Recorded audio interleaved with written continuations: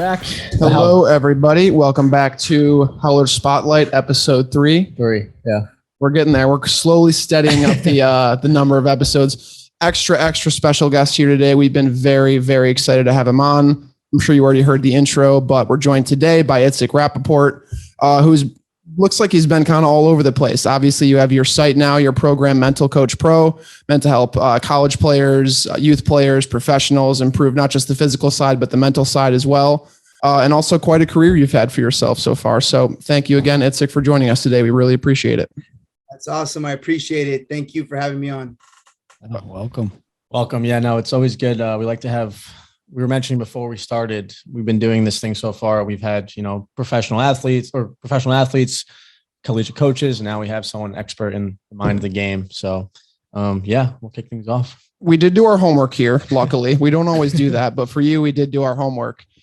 And this seems like a journey that sort of traces back to your roots as a college athlete. You mentioned when you were at University of New Mexico, you had gotten a lot of time your freshman year. It sounds like the team got a lot more competitive the further it went on. And then it became sort of a, how can I make the best of this situation? How can I get myself back into the game? Would you say that this was something that you envisioned getting as big as it did and becoming your whole career back at the time, or were you not really sure? When I was playing, just like you guys and probably most of the people on this call, we grew up playing this game that we love, right? And the game changed so often. When COVID hit, I wrote a love letter to soccer, and I'll share with you guys, at another time. But it was just like this whole romance that I have with the game. When we were kids, we just played. We didn't think too much of it. We were just excited to be out there. And then as things became more competitive, we took it more serious. The training became more serious. And when we dealt with certain things, the game was what was there to help us get out of it. For me personally, in my journey in the game, I had dealt with a lot of really critical situations in my life that if I didn't have soccer, I don't know that I would be able to get out of it. So the game changes so often. And then now later in my life, I'm turning 40 next week.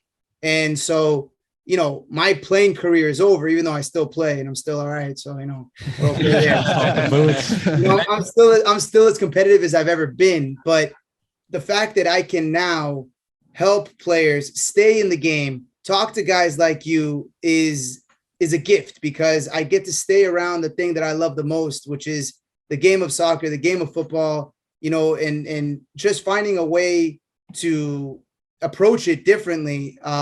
You talked briefly about, New Mexico. When I was over there, that was really my first experience understanding what mental performance is and how absolutely critical it is for a footballer advancing in his career. And, when we're young, we put so much time in physical, right? Getting fit, getting strong, getting, speed, agility, all that kind of stuff that's done in the weight room in the track. That's all your physical stuff. And we do a lot of work on our technical, inside of the foot, outside of the foot, your headers, right? All the stuff that you need to know to do as to hone your craft. But we never really put too much emphasis on the mental game. And those are the only 3 things any athlete can train: your physical, your technical, and your mental game. And, if you think to yourself, honestly, how much work did you really put into 1 and 2 in comparison to 3? And, that for me, when I was at New Mexico, started every game my freshman year. Leading up to it, I was a All-American high school player, recruited, this, that, all the rest of it. But when I got there, first year went really well and the team got better and certain things started happening. And looking back at it now, I thought it was the circumstances that made me in a position where from starter to not playing time to sitting on the bench to not traveling with the team. I thought it was all these other circumstances, the coach, new recruits, this and that. Looking back at it now, it had nothing to do with that. And it had everything to do with my inability to control my mind. I let my mind grab some kind of story and fly with it. And that's what I want to help. That's why I work with youth players, college players, and some professionals as well. So they don't have to go through this loop, that lasts weeks, months, and even years, sometimes ending careers, like it did for me. And so I take what was maybe looked like a bad experience and turn it into something good, and really becoming obsessive about learning what is mental performance. We all know about it. We've all heard coaches say, mental toughness, resiliency. Come on, you got to focus. But who teaches us this stuff? You got to learn. It's like saying, just hit it with the outside of their left foot, far post. Like, no, dude, I can't just do that. I need to learn how to do that. I need to practice repetitions. So your mind, your mindset, your mentality is no different. It's a muscle. You got to learn how to train it the right way. So when you need it, it'll show up for you. That's actually such a good point, because I feel like you meant, like, when I look back at my college, because I played, we played college soccer. Tristan here played college volleyball. And when I look back on my collegiate experience, we never, ever did. We rarely did mental training. I think there was a couple of times where we had those like pre-game, like envision yourself in this moment, scoring this goal, making this great pass. But like, it was never anything we did consistently leading up to that. So for sure, being able to lock in 20 minutes before a game, that's really important, and actually get to that level. Like, it's really a hard expectation to reach. think it's like in the 2 minutes you just spent talking, that was actually the most mental health coaching that any of us had gotten at the collegiate level, which is like something we can poke fun at now. But I mean, you do make a really good point, but it's honestly more alarming than anything else. I mean, you'd have sort of shed light on what is a really major issue, whether you're a D3 player or a D1 player. I mean, that's something that I personally, I'm sure you guys have known me long enough, I could have benefited from monstrously at the time there, for whatever time I had. And we do this now. I don't think any of us are headed towards the professional route in the sports that we played, but I mean, even then that just sort of connects with so many things off the field too. I feel like that would have been a pretty valuable thing to emphasize more so at school. And it's close. It's like how close we are to it. Cause we, as he mentioned, like we hear the word mental toughness every single day at training. And Andrew and I were just discussing, like, as we kind of progress through our career, like, that's not like we kind of battled some stuff, but like mental toughness, like be tough, like just work through it, get ready to like run through a brick wall type of mental toughness. But I guess that's not completely what it's about. And I'm curious to hear more from Itzik on what we can learn. But the concept of mental performance mastery, it's not just one word things, right? Like that's how it's framed, these days. You just got to, tough it up. Like, wait a second, hold on a second. There's so much more that happens. You were talking about locking in 20 minutes before a game. That's just the tip of the iceberg. When we talk about mental performance, and I have my starting 11 for mental performance mastery, it involves visualization and mental imagery, which you talked about. Yeah. But it also involves routines and habits of excellence, right? What are you doing every single day? Are your actions aligned with the goals that you want? It's not something that's just going to show up that Saturday. It's a lifestyle. I had a session with a girl earlier today, 14-year-old girl, very, very good, trying out for the national team and whatnot. And a lot of what she talked about was excellence being an event versus excellence being a lifestyle. And mental performance is really about how you do some things is how you do everything. We talk about process over outcome. Right now, you guys are in the process. You're living it right now. Episode number 3. Okay. When you get to episode 300, you will understand that episode 3 had to happen in order for episode 4 to happen and for 5 to happen and so on and so forth. And so, with that said, the whole idea behind this is understanding the process, really digging into the process, understanding what it is, and not, you want to have a certain outcome. We all want it. We all want to sign the pro contract. We all want to have 500,000 subscribers. We all want to have workshops, whatever it is in your position, but understanding that the outcome is not important because it's not in your control. What can you do today? Right now, you guys are taking a step closer to your goal. Is it there? No. Are you far away from it? Sure. But so what? You're doing what you can today to get closer to that goal. And that's what mental performance is all about. So when I take an athlete and he tells me what he wants, I say, okay, you want it? Good. Set it. Now forget it. Okay. Put it aside. Now, all I need from you is tell me what you need to do today to get a step closer to that goal. And with time, you're going to get there. You're going to get there because you're focusing on the things that you can do now. So that's what mental performance is. It's a lot deeper than just visualizing scoring a goal. We talk about self-awareness, self-control, and discipline. I'll share the pillars with you and you will see them. But I mean, it's 11 separate pillars that none of them can you pull out and still be the best version of yourself possible.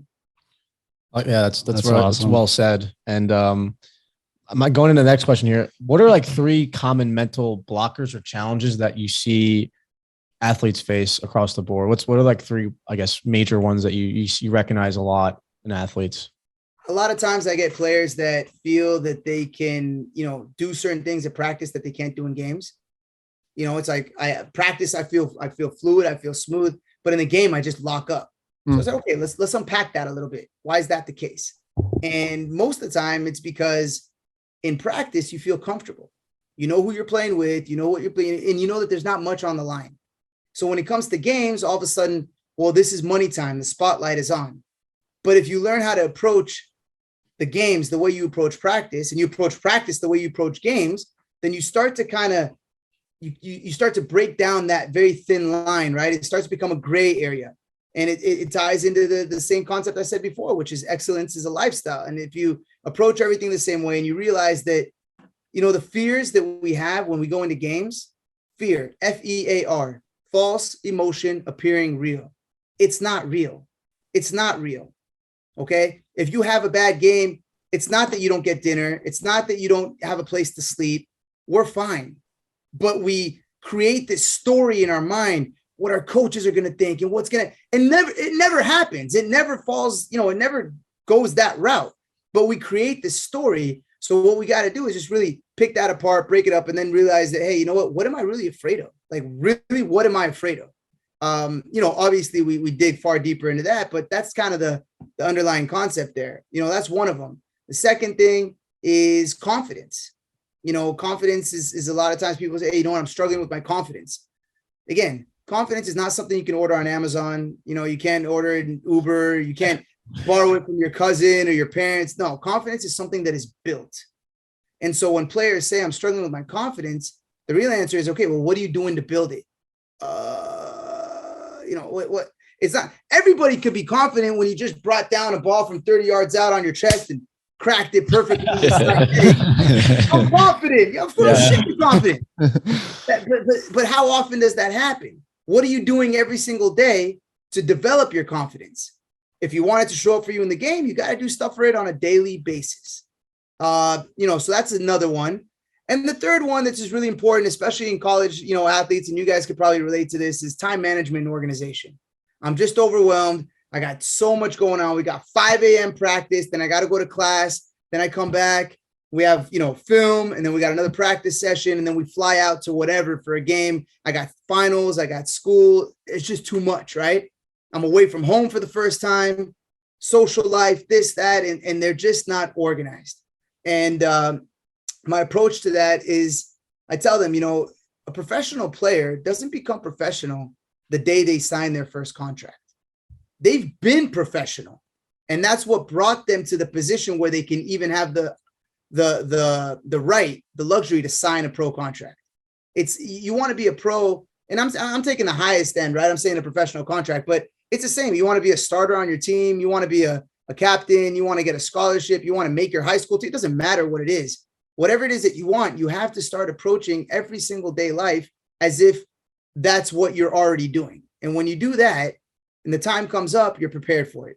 So we talk a lot about time management and organization, how to manage your time, how to be organized with your things, how to prepare in advance, because, the time to look for an umbrella is not when it starts raining. You're scrambling looking for the umbrella. When it starts raining, you're going to get wet.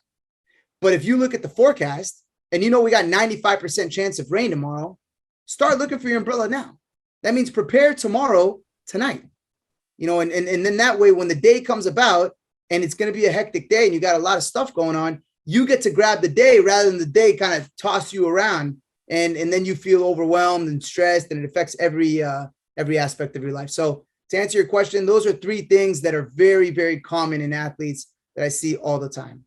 Is there anything that surprised you from a mental health or mental blocker perspective, like anything that you did not expect going into this profession that was like, oh, I didn't even think that would be a situation where an athlete would deal with that? Yeah, sure. There's a lot of things, to say that I'm surprised. I guess the biggest surprise that I learned in working with my athletes is how much one thing that has nothing to do with another can affect that other thing. How your relationship with your parents can all of a sudden affect the way that you perform on the field. Like, what does soccer have to do with my parents? It's got nothing to do with that, but it does, because, footballers have to have balanced lifestyles. You know, we think that just because the guy signed his pro contract with Tottenham Hotspurs at 19 years old, his life is perfect. No, there's a lot of other things going on. And I guess the importance in keeping that balanced lifestyle, taking care of your physical health, your mental health, your social relationships with friends, your family, religion, if you're into that kind of stuff, making sure that all of that is balanced. That's what's going to lead you not to just a good career, but a good life, life. And when we lose focus and we focus on only one of them, then we put ourselves in a position where we got what we want and we're still not happy and we don't know why. Yep, that makes total sense. Yeah, no, that's awesome. And I mean, you've already sprinkled in loads of tips and suggestions, obviously building confidence, time management, making sure that you have that well-rounded lifestyle outside of the game. But a lot of athletes, collegiate athletes especially, are heading into their fall seasons. Just simple tips or exercises that allows them to remain mentally strong throughout the season.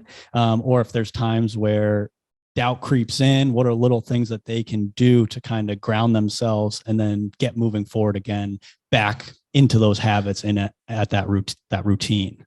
Well, first and foremost, what are your habits, right? Let's establish that. You know, you talk about getting back into the habits and the routines. Most college athletes don't have set routines. They don't have an AM routine and a PM routine that optimizes, you know, their day. They just go with the flow. Now, if you want to be like everybody else, do what everybody else does. But if you want to be better, if you want more for yourself, you got to do what the other guys aren't willing to do. So first and foremost, let's establish what your habits are. Let's figure out what your priorities are. Okay. And then let's look into what your core values are so you can approach each and every one of these situations within your core values. You know who you are. Don't try to be anybody that you're not. And that's something that happens a lot of times. You know, you go to college, you're a freshman coming in, you start trying to establish your identity. Who am I? I need to be more like this guy, more like that guy. No, man, play the way that you are, but you can't play the way you are if you don't know who you are. You gotta do that deep internal work to figure out who am I and what's important to me, and then show up that way. All too often players try to be somebody else. It's unauthentic. And it's just a matter of time before it doesn't work. Oh, I agree. Yeah, very, very interesting. Yeah, that is. I feel like especially too as a freshman, a lot of us, like you said, the visualization aspect, a lot of us had very distinct visuals on how we thought it was going to go. And whether or not it went how you wanted to, ended up being very different. I feel like we thought we had a lot more control of where we were headed than we actually did. And obviously a lot of these things probably could have, I didn't have a great routine going in. I was still trying to figure out a lot of things. So, I mean, I feel like maybe while the issue could still be that there's not quite enough mental strength resources for athletes, there's a little bit more, like, as Connor said, that they could do to keep themselves accountable, like coming up with a plan themselves, or like you've mentioned a few times, like making sure that they have a routine that they hold themselves to, keeping a planner, making sure that there's things throughout the day that they can do to stay at that peak level of excellence. But I mean, like we said earlier, it is tough because I feel like a lot of times it does fall. Maybe you found the same thing. It falls into the athlete's hands because they might not have the resources or the amenities that as many athletes that level should. Would you say that's accurate? I would absolutely say that's accurate. The way I see mental performance as being personally a mental performance specialist and working with clubs and stuff, they're not calling me there's not this huge demand. They're like, hey, we have to get somebody in here. No, it's more me telling them that I have a solution for a problem that they don't even know that they have. Yeah. I mean, that's really it. They don't even know that they have a problem. And here's this bald dude coming up and telling me he's got a solution. I don't even have a problem. No, you do. You just don't know it. You're not aware of it. And I say that comfortably because every single one of us, including me, has blind spots and can be better at performance. And performance I'm a father of two little, baby girls. I could be a better father. I could be a better husband. I could be a better friend. I could be a better athlete. I could, there's everything in life you could be better at. Performance is all around us all the time. So to answer your question, the way I see it is back in the day, let's throw back, let's say 1970s, 80s, whatever. And you had an Olympian and they were, it doesn't matter the sport. Let's say a gymnast. She had a coach, and that coach was her strength and conditioning coach. It was her dietitian. It was her physical, technique, everything, mental coach, psychology, everything. He wore all the different hats. Okay. And then the way I see it is that just the time. I don't know where that came from. Well done. But with all of these things, what's happening is eventually they started saying, okay, you know what? I'm a master at the craft, but I need to bring in a professional for strength and conditioning. So now every college program has a strength and conditioning coach, don't they? They have their trainer, they have their coach, and they have a strength and conditioning coach that specializes in that. And then they have, sometimes the next thing in line, I would probably say nutrition, what's the right foods to eat. A lot of times the trainer will set the schedule as to what the athletes need to eat. And I really do believe in a lot of areas, especially in Europe, most European clubs already have somebody like me in their locker room. Here in the States, it's still kind of a new concept. And I really do believe that that's the next thing in line, because the gap is getting smaller and smaller. And these days, being athletic, working really hard, and being technical, it's just not enough anymore. Everybody works hard. Everybody's athletic, right? It's not enough to take you to the next step. You have to have something else. And I really do think that the mental game is the foundation. It's the glue that puts all of this together. You're putting in all this hard work, maximize on it, right? It's like going to the gym and working out like crazy and then eating shitty all day long. It's like, what are you doing? You already put in the hard work, shut your mouth and win the gains. Do you think this is going into other sports other than soccer? Like, have you, having been in it for as long as you've been in it, have you seen it implemented in other sports, or is soccer the one that's kind of lacking? No. Well, it's more of an individual sport. It started more with individual sports, golfing, tennis, swimming, individual sports, because there's everything is on that individual's shoulders, right? Yeah, so loads of pressure. With our sport, with soccer or basketball, you can kind of hide behind the others. But with individual sports, you can't. Now, baseball, mental performance is very big in baseball, because even though that is a team sport, it's not as fluid as soccer or basketball. There's a lot of pauses, and then it's just you at bat. It's like, imagine our sport was just taking PKs. You know what I mean? It's different. Nightmare. Yeah. So there's a pitcher, there's a batter. It's different. But for me, I chose soccer as my niche because, for one, I want to help youth soccer players. I want to, before they develop this negative loop and they find themselves later on in their career having to fix something that's been broken for a while, I like to work with young players. I met with a 9-year-old today, straight up 9-year-old, baller, very intelligent kid. But the seeds that I'm planting in his little brain right now, 15 years old, this kid's going to be a monster, absolute monster, because he didn't have to readjust his mindset. This is all he knows, right? And so can you imagine one of us from a very young age having this information and this lifestyle and these things set in place, and we don't even know that there's any other way. This is all we know. It's a huge advantage. So that's funny that you say that, because if you look at Mike Tyson and his trainer Customato, he brought him in at an early age and literally brainwashed him to be the fighter and like the killer in the ring. I heard that story that you got him at a young age, instilled this fighter mentality, study these fighters, study who they are, how they act, and then develop that mentality to be the best. And he obviously won at 20 years old. So it's kind of interesting, like you said, at a 9-year-old, implementing the right things in them to be the very best they can be mentally, so that when they get to a 15-year-old and when a competition starts to grow, they're already at it. They're ahead of the game, 3 steps ahead of every other player around them. Yeah. For sure.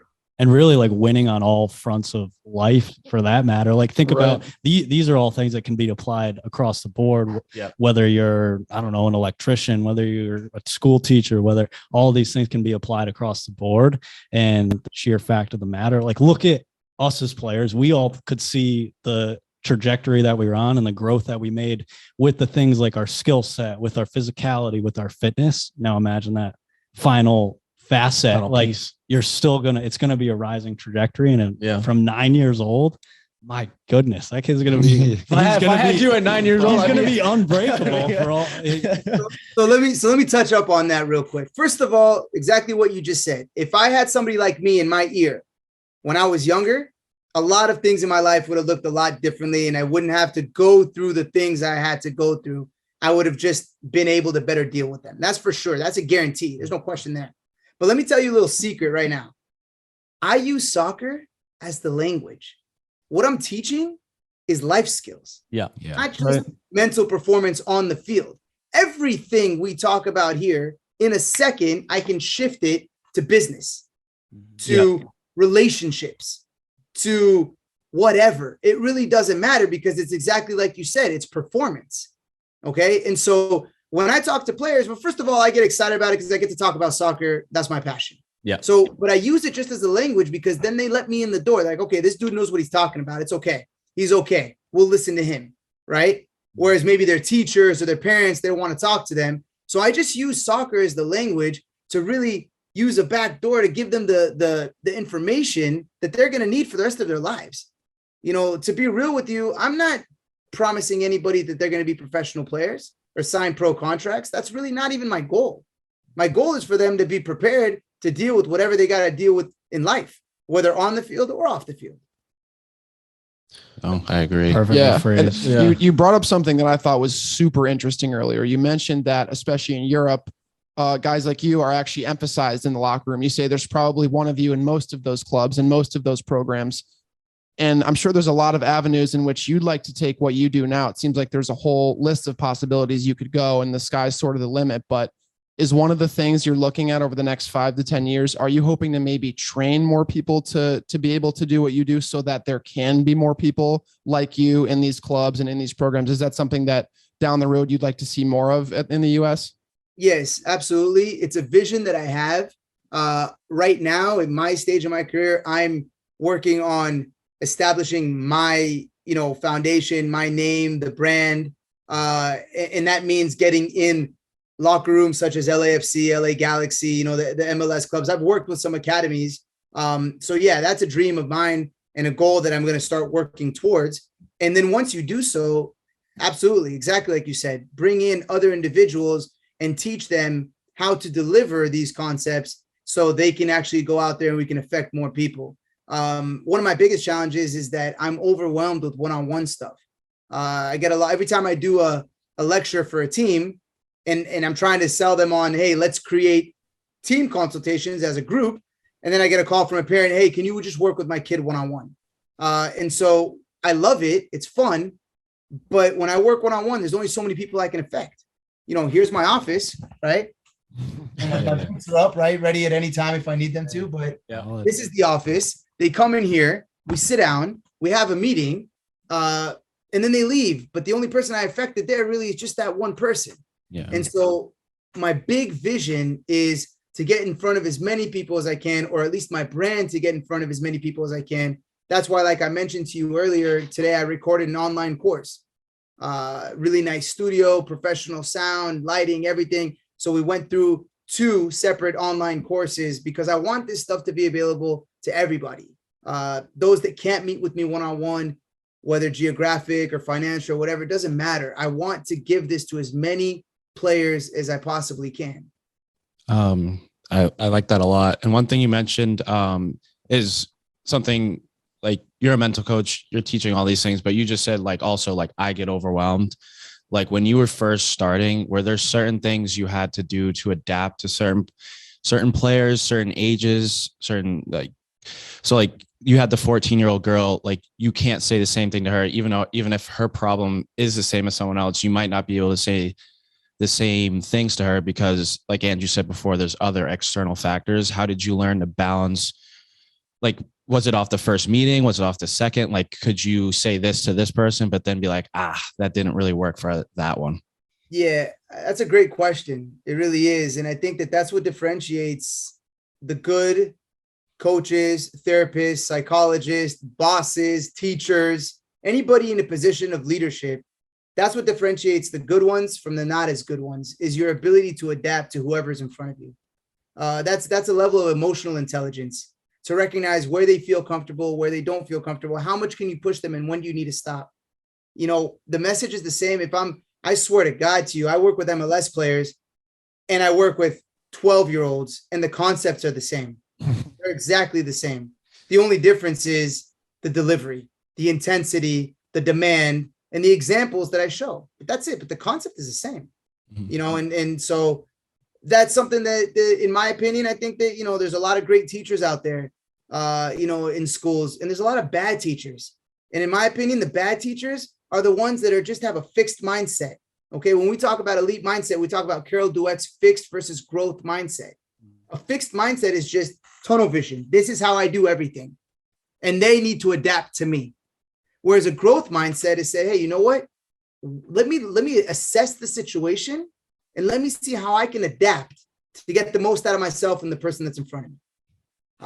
Can this be learned? Yeah, it could be learned, but I really do think that a lot of it is innate. It's something that you were just born with, or life experiences taught you how to do that. And I think that whether you're listening on this call or you guys sitting here, you know those people already. You know that guy, that friend of yours that's just, he only gets along with a certain kind of people, you know, and then you know that other guy that's just like, man, this guy's a chameleon. No matter where I throw him, he's going to figure it out.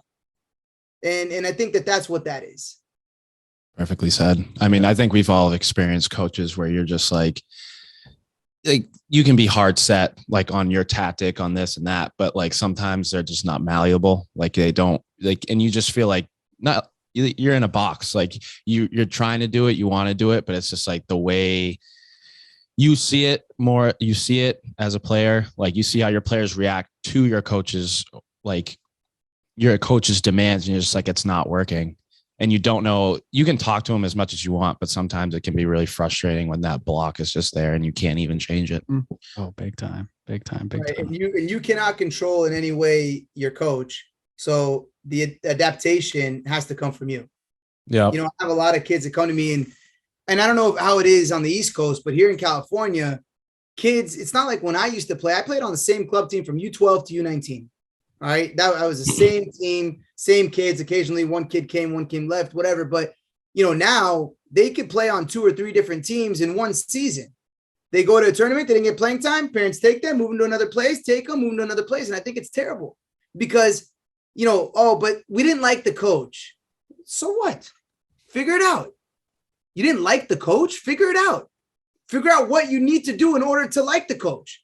Because, you know, you can't just live your life one way and expect that everything is going to move out of your way to fit perfectly. And that's, unfortunately, a lot of what these parents are teaching their kids. Oh, you don't like it here? It's okay. We can go somewhere else. No, man. You figure it out. You tough it out. You figure out what it is that you need. That's how you learn how to be, you know, a successful human being is your ability to adapt. So that's something that I'm recognizing a lot. Oh, we're just not happy there. Who said you have to be happy all the time? Like some kind of a privilege? Like, no, happiness all the time for everybody. No, dude, that's not the world we live in. And if you don't get comfortable being unhappy at times, you're in trouble. You're in absolute trouble. And, you know, and I've gotten into it with parents before. It's funny. I had a question around that, around parents when it comes to like the youth level. Like, what is that like when, I guess, maybe a parent's being difficult or the pressure that a parent may have on their child to perform at such a high level? Because we see that trend a lot with youth players where their parents are literally in their ear nonstop, yelling at them before, during, after the game, telling them they're not good enough or telling them they should have done this, or maybe they're catering to every need that they have. So I guess in certain situations, what's that like working with parents? That's a very, very sensitive topic. I'll be real with you. You're like, I don't want to lose half my clientele here in answering this. No. I'll tell you the answer. I'll tell you real. I'll tell you. Look, one of my things, man, I'm authentic, man. I'm real. I tell it how it is. And when I work with parents, I tell them from the beginning, hey, maybe I'm not for everybody. Yeah. You know, some people would just want someone to tell them, no, it's good. It's okay. It's going to be great. No, I don't do that. That's not me. Hey, we love authentic. That's okay too. You know, my mission here isn't to make everybody happy. It's to do the right thing. Mm-hmm. But the reason it's a sensitive topic is because you have no idea how many kids have cried to me. They've come to a position of tears, literally tears, that they don't want to play this game that they love because it hurts too damn much. the pressure they get from their parents is too much, letting them down, not being good enough for them. And that just tears me apart. It really does. It rips me apart because these parents are making mistakes. Now, they're not bad parents. They want what's best for their kid. And then I'll have a conversation with the parent and I say to him, listen, I'm the last guy in the world to tell you, don't push your kid, don't demand from your kid. That's fine. You need to demand from your kid, but you need to love the hell out of them just as much as you demand from them. Because what tends to happen is that a kid, especially at a young age, associates their good performance with their mom or dad's love. So if I play well, dad loves me, but if I don't play well, dad doesn't love me. That's not a healthy loop to get into. And it develops a lot of limiting beliefs and a negative belief system that you carry on with you. Maybe you built it at age 10, 11, 12, but you're going to carry it with you at 22 and 32 and 42. And so that's when I really try to grab the parents and say, hey, look, whatever you're doing, it's not working. I need you to take a step back. Let me demand from this kid. You brought him to me for a reason. I need you to take a step back. All you got to do is just love the hell out of him, and I'll give them certain tools and certain things to say and how to communicate with the kid. But that is a really deep rooted issue because sometimes parents forget, what they want and what their kid wants. I've had parents come in here and they got their kid ready to go to Barcelona Academy in Arizona and this and that. And we're going to Spain this summer. And I'm looking at the kid. I'm looking at the parent. I'm looking at the kid. I'm looking at the parent. Are you not connecting? The kid doesn't want this. Like, this is your dream, bro. You didn't do this. That's on you. You can't push something down a kid's throat. It doesn't work. And then it becomes friction. And I've seen a lot of bad stuff, but you know what? I've also had the privilege to really help a lot of families and, shed light on that parent and be like, whoa, sorry. Where was I? What was I? Yeah, you're right. This is my dream. This is what I want.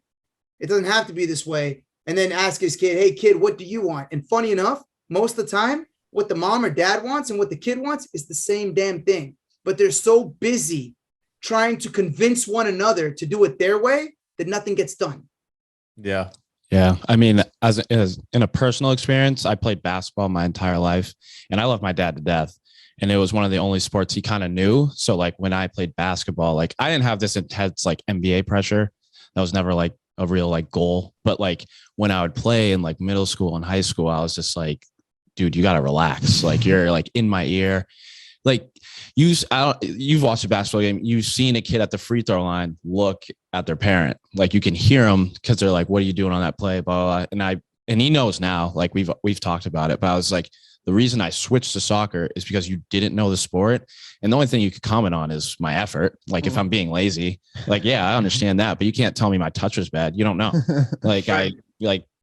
It's the familiarity. Like you just want to kind of distance yourself, and it sucks, but it gives you a sort of relief that you can be yourself when you play your sport. I have a funny personal experience too. I was playing when I was in, I think it was elementary school, and my dad used to be a yeller during the game. One day I literally stopped running. He looked at him and said, "Shut up," like loud, like really loudly. And then from there on, he's like, that's when I knew I was kind of being too much because you stopped mid-game to tell me that. You have the courage to do it. I work with a lot of kids that don't have the courage to do something like that because God knows what's waiting for them at home. That's definitely like a one-off scenario, but I can't imagine what some of the kids you deal with must go through. Man. Yeah, it's hard. I'm telling you, I can honestly come to tears thinking about some of these conversations that we had when these kids are crying to me. It takes everything in me to just gather myself and be professional and just give them that space and be there for them and be like, hey kid, I don't care about nothing else, man. I believe in you, kid. I got your back. Yeah. We're going to do this your way. We're going to do this your way. You tell me what you want. Don't worry about anybody else. I don't care about your dad. I don't care about your coach. I don't care about your teacher.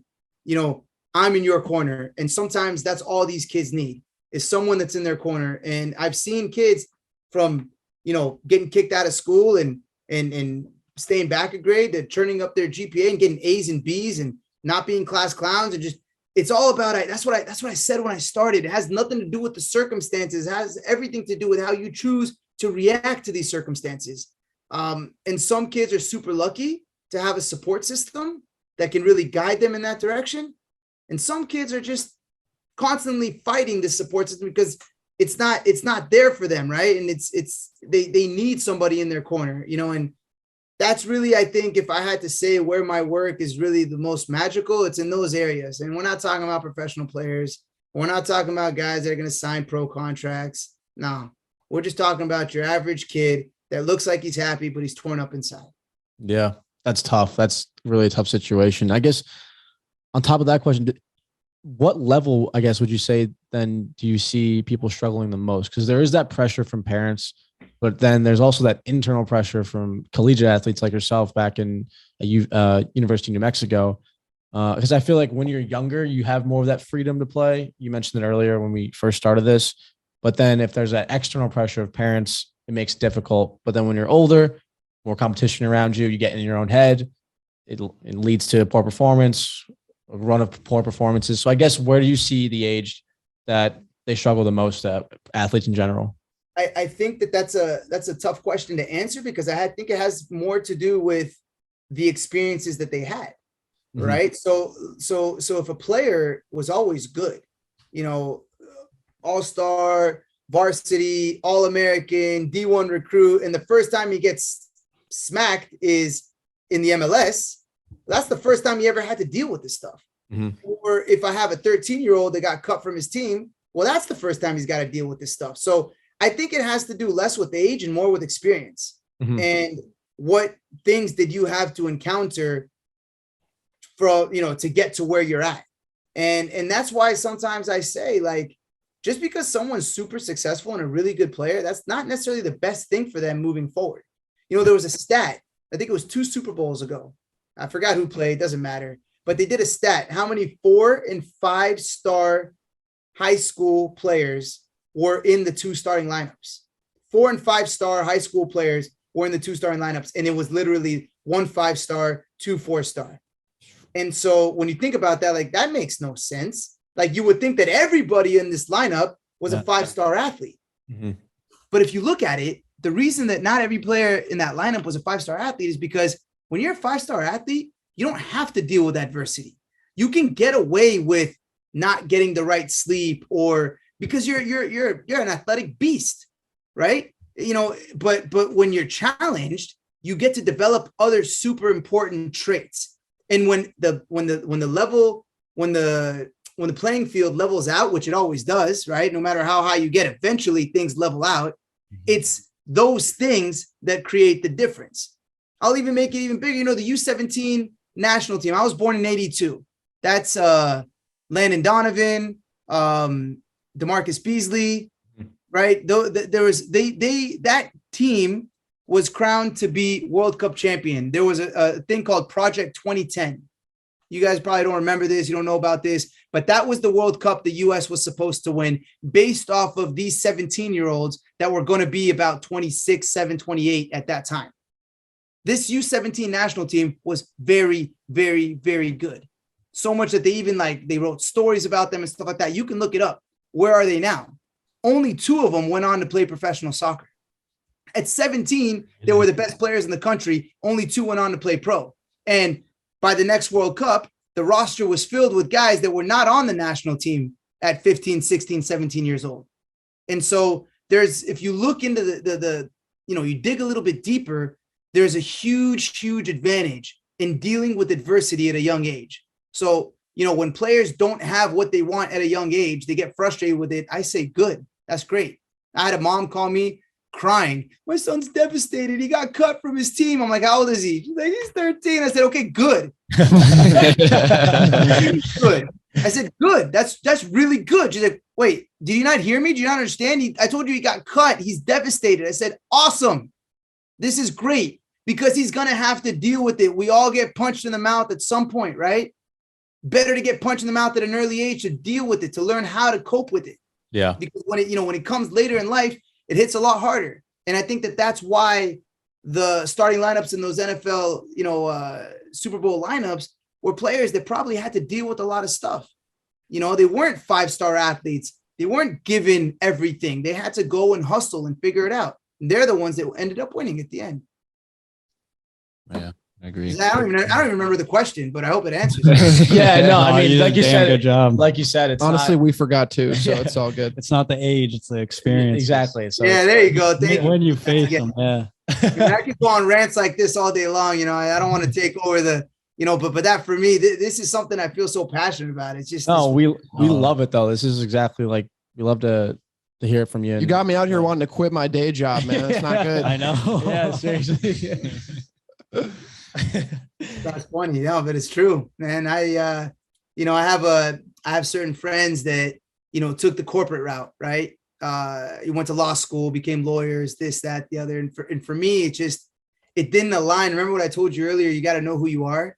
You got to know who you are, and the younger it is, and you got to have that conversation, right? And that's what I do. I have these conversations with these kids, but you got to know who you are, because sometimes we find ourselves trying to be what society wants us to be, or what is expected of us, instead of actually looking within and being like, yo, what do I want? What aligns with my vision as to what this life even is? And, two of my best friends are attorneys, and I'm an entrepreneur. I run 3 businesses. I have an adult soccer league, recreational adult 6v6 league. I own a real estate investment company, and I do this coaching stuff. And I've just taken a different path, and it's not always easy. And the hardest part was when things aren't going well and people are asking you, hey guys, how's your podcast? And you don't have a great answer for them. That's hard. That's hard. But you know what? When you do make it work, the benefits are also there, as opposed to the corporate route, go get a job, entry level, work your butt off, get promoted. That's fine too. It just wasn't for me. I don't look down on that. Not by any means. I think that takes a lot of, courage and discipline and hard work, but it just wasn't for me. And so, I took the LSAT. I went to college and I took the LSAT, and I was going to try to go, to law school. I didn't score very well, right? I probably wouldn't have gone into a good school or anything like that, but I would have been miserable. And I wouldn't, not because it's not a good education, not because it's boring, because it doesn't fit me. You got to know who you are and take that and try to make life work for you, as opposed to you constantly changing your character, your core values, just to have an answer for somebody that says, hey, what are you up to these days?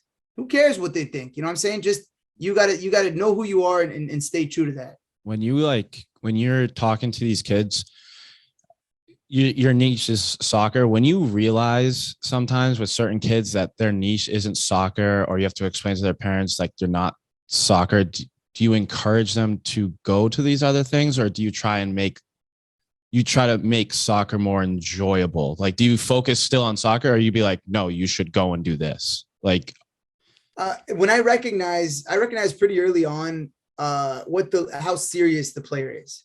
mm-hmm. All right, how determined he is, and where is this mental performance relationship going to go? It happens pretty early on, and for me, I feel very comfortable talking to a player that came to me for soccer, and we don't even talk about soccer anymore, because I'm still giving him the tools that I know that he needs. So it's not my position to say, hey, maybe go try baseball or try, basketball. I don't care. That's not my intention. My intention is solely for them to maximize and be the best version of themselves that they possibly can be. And I have a lot of kids I talk to, we don't even talk about soccer. We never talk about soccer. We talk about life. We talk about their social life and things going on at school and academics and their relationship with their siblings. We don't even talk about soccer, because like I told you, I don't care. Soccer is just the language. If I got in and I'm able to bring upon these values, these skills that they can use for the rest of their lives, and we don't have to use soccer, so be it. It makes no difference to me. I love that. Yeah. I have a semi, like, from a coaching perspective, I've since very recently moved into coaching, but getting these players or your athletes to entrust you with these conversations, like, what are things that you do so it feels less like you're talking at them, and that they're willing to hold what probably sometimes are difficult conversations with you? Sometimes are they reluctant to share, or like, how could I maybe make them comfortable to share and just let them know that I'm here for them, as opposed to just like chatting it up with them that kind of stuff. Yeah. First of all, good for you for even asking that question, because it means that you want this kind of stuff. So you're already on the right path. Good for you. How old are these kids? It's collegiate kids. So I'm just an assistant right now, but they're anywhere from 18 to 23. Okay. And how old are you? I'm 25. Okay. So it's even going to be easier for you than you think, because you were just there literally yesterday.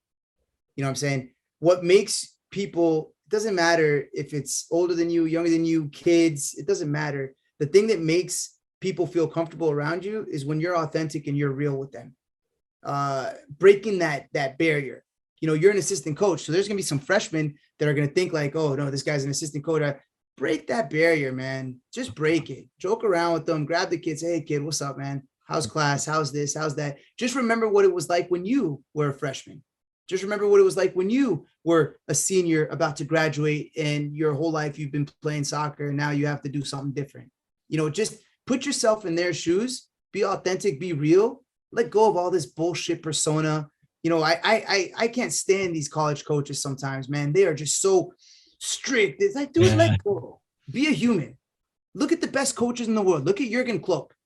All right. The guy's a psychologist. Pep Guardiola.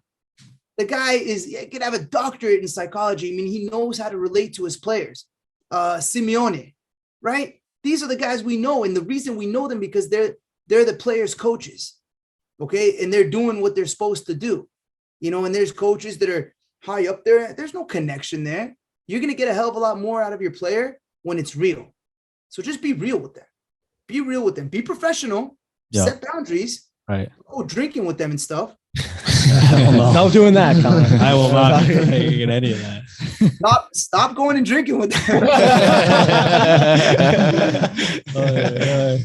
But just be real with them, bro, and you'll see. You'll be able to start recognizing, and they'll feel more comfortable, and you'll be able to get a hell of a lot more out of them that way.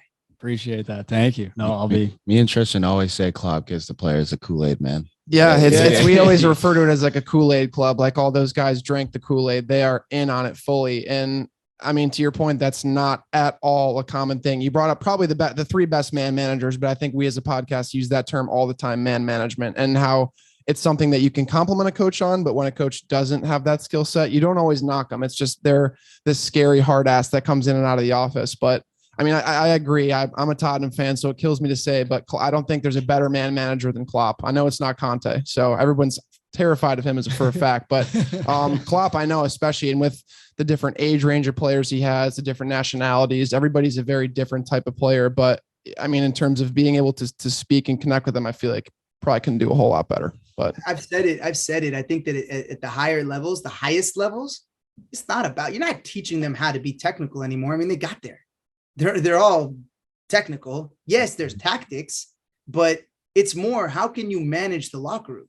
You know, when you got a guy like Ronaldo, I mean, that guy's bigger than life, right? How are you able to take a team like Real Madrid and take all of these superstars and you know, make it about the team?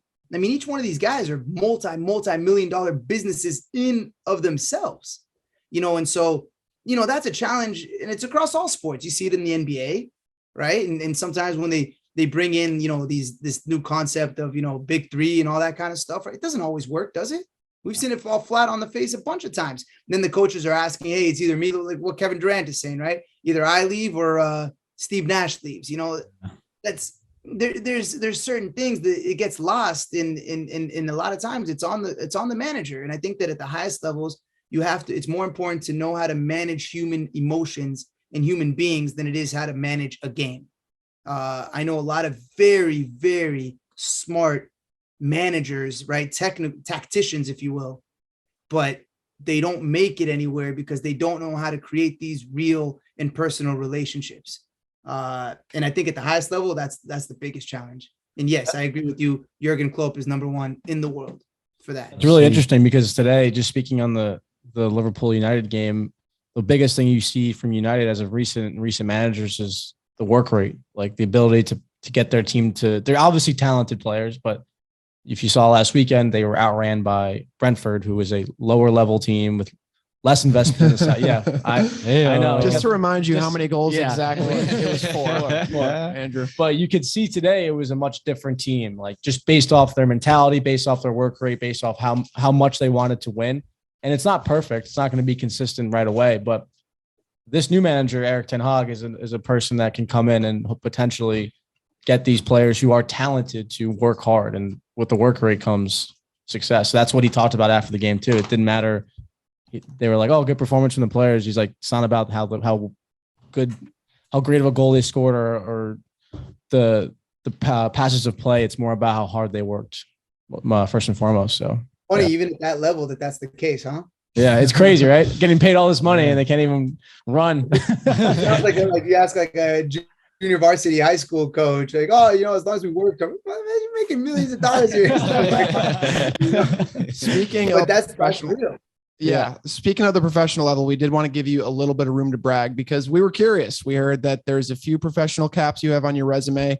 I got to know what arena soccer was like playing in Las Vegas. I saw that was one of your many stops you've been on. I know it was maybe a little while back at this point, but what experiences did you have there? Did any of those help you? I mean, obviously I'm sure they did, but were those experiences something you pull into your program today, your years playing pro? Yeah, so for sure. So playing, what arena soccer is, otherwise known as indoor soccer, right? Where, I mean, I'm sure you guys have it on the East Coast, right? It's like in a hockey rink and you play 66 and you play it against the walls. And, there's recreational leagues and then there's professional leagues. And it's not soccer. It's like a completely different game. Like if you play it the right way, I mean, you don't do more than a minute and a half before you change lines, right? Before you get off the field. I mean, you're just sprinting the whole time and the way you play it off the boards and this and that. But I fell into that because I was younger. I finished college. I went to go travel in South America for like 10 months. Did a big trip. And when I came back, it was like, okay, well, I don't play soccer anymore. I don't have a job. What am I going to do now? And I had a friend of mine that owned an indoor facility in Las Vegas. So I went and worked there. I just moved there. And it was over there that I really was it was almost like my best school for life. I learned how to manage a business. I learned how to figure certain things out. He gave me the ropes to be the manager of the facility. And then they had a professional team there. And so I played with that professional team. And then I moved back to LA and I used all of the things that I learned from a business aspect and I opened up my adult soccer business. And so that was my college, if you will, right? That was my grad school. I just did it, more from a, non-traditional academic route, but it served me all the same. You didn't ask about that. You asked more about the playing. The playing was a good experience. It was fun. It's nothing big. There wasn't anything crazy. We got a couple hundred people to come out to games and drums and this and that, and that was all good. But I knew I wasn't going to be a professional player. And my priority was, how can I be a professional soccer? Doesn't even matter what at this point, soccer management, soccer mental coach, soccer, it didn't matter. I just wanted to be professional in soccer. And I was able to do that. That was a good couple of years ago, maybe 15 years ago. And I was able to do that. And, for that, I'm proud. And yeah, like you said, you learn from every experience in life. The wins, the losses, the good, the bad, if you take from everything and use it moving forward, then there's nothing bad can happen to you, because even the bad things can end up good for you. You know what I'm saying? Mm-hmm. Mm-hmm. And on that note of moving forward, you did talk about this a little bit before in terms of where you see Mental Coach Pro going over the next 5 years, 10 years. Is there a certain goal you have? Is there a certain metric you've set for yourself that you're working towards? Because obviously you've had smashing success at this point, but that also does kind of get hard to gauge. Okay, now how much further do I want to take this? Do you have a pretty clear plan of what the next 5 or 10 years looks like for you? I will tell you this. I will be in a professional locker room on retainer as the mental performance specialist. That's going to happen. You can't say who. Oh, no, I can't say who because I don't have anything in the works. Oh, okay. Gotcha. I thought it was a team had already, and you were not saying the name of the team. And I was like, no, bro. It will happen. I don't know how. Yeah. I don't know when. I don't know who, but I know it's going to happen. Or at least I'll have the opportunity to do so. Yeah. And for me, but again, that's not my main thing. Cause for me, that's more ego. Of course I want to sit on an MLS sideline And, but that's just ego. Real self-esteem is helping these kids, developing these programs. So mental performance becomes the norm and is applicable and available to everybody. I want to be, and like you said, creating programs. So right now I'm putting together the online course. I'm going to have a live workshop where players can chime in and experience, live, just like we're doing right here, and giving them these tools. And, that's kind of the vision right now, is how can I scale this in a way where I can affect as many people as possible, which is challenging. It's challenging to scale anything. I can only run so much, and I'm grateful for what I'm able to do, but that is the vision. Like we talked about before, bringing coaches on board, having a brand that universities and private schools and academies bring on this brand to really implement this structure, so they can have this concept within their program, because far, far, far too many programs don't have anything to do with mental performance, and they're not looking out for the best interest of their players. We know it as athletes. There's a lot that we're going through that needs to be sorted out. We need somebody there to have our back, to give us guidance, to create a structure for us so we can be the best version of ourselves. So that's my goal. Is it clear enough? Maybe not, but I'm working on that every day. Every day I'm working on fine tuning and clarifying exactly what it is I want. And I'm trying to figure it out as I go too. I also am trying to figure out what is it that I want? How is it that I want to do it? It's not something that comes easy, but that's part of the process. Episode 3, episode 300. Exactly. There's been plenty of mishaps in our previous ones. Yeah. Oh my gosh. But like you said, you take what you learn, you take what you get from the mistakes that you make. And we've definitely made plenty. So yeah, maximizing the day to day. And it's clear to us, already that you make an instant impact with everything that you're preaching. Like, yeah. I'm just like, I'm ready to go. I don't know. It's ready to roll. It's 9:40 here. I'm about to go for a run after this call. It's 6. So I'm not kidding. I call my boss right now. I'm like, I quit.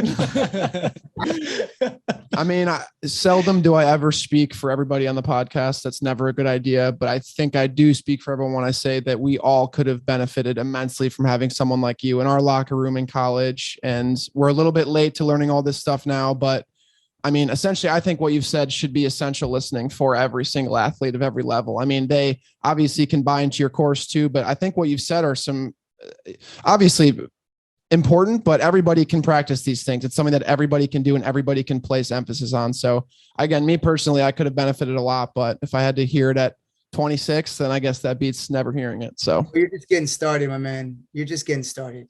I'm telling you. And I could say that. I told you I'm turning 40 next week. I still think I'm like 22 years old. It doesn't matter, but I'm just getting started, right? My last 3 years, man, I got engaged, got married, and had 2 kids in 3 years, and closed the business because of COVID and opened a new business in 3 years. And I'm just getting started. It's all a mindset. It's all mentality. All these things, these numbers and this, that, they're all just limiting beliefs that we set upon ourselves. Screw them. Set them aside. Do whatever the hell you want to do. Don't ask for permission. Just do what you got to do and deal with the consequences afterwards. You guys are all smart. You're go-getters. You're gonna do certain things in life. Just keep pushing, man. And with everything you push, a new door opens up. Take advantage of it. It's all good. Thank you immensely for your time. So much, yeah, we really can't appreciate it enough. Hopefully the next locker room we see you in, and it's the one that needs you most, is Liverpool, because it looked like they could use some inspiration today. But as always, thank you. If I know Cloak well enough, I promise you next Saturday you're going to see something different. For sure. Where can people find you? It's like where's the best place to have people direct? Instagram, you can go to @mentalcoachpro. You could shoot a message there. I'll answer. The email is itzik@mentalcoachpro.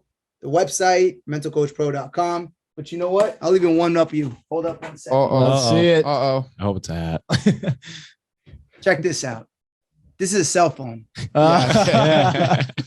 You call this number, 818-942-4466. I promise you, you call or text that number. There's no operators. There's no secretaries. This phone rings. And if I don't answer, I promise I'll call back. Or if you shoot a text, I'll get back to you. like I said, my objective is to help as many people as possible. So I'm going to make myself as available as absolutely possible.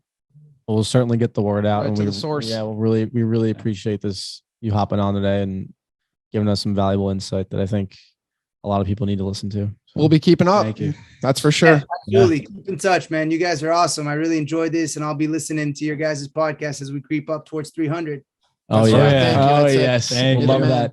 And Take care. thank you.